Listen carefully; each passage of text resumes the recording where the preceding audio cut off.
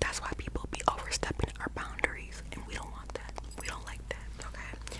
We don't let people overstep our boundaries. We speak up when it's time to speak up.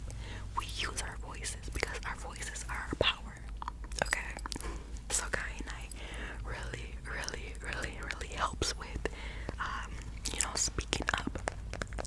Even when you're like, especially if you're scared or you're nervous, this really opens up the throat chakra.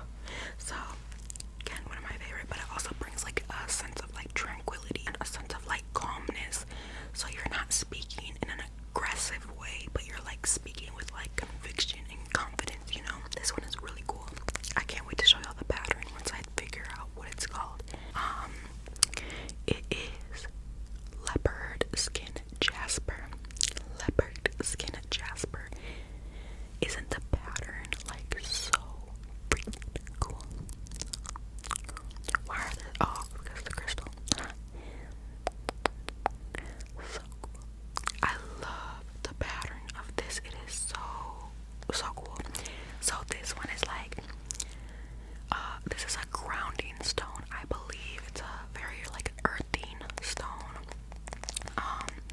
I think when I read up on it, it said it was like really good for to bring some like fierceness to your energy, like bring some confidence in. So yeah, again, that's what. Okay, this next one I really like because it looks like so different. It looks so different. It is called Desert Stone. Desert Stone. So this is actually really cool because it is basically like a mix of these two. Isn't that so cool?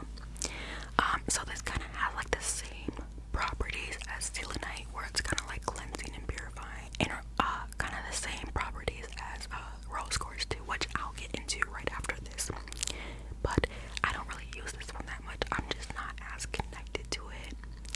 I rarely ever use it. I just keep it on my desk.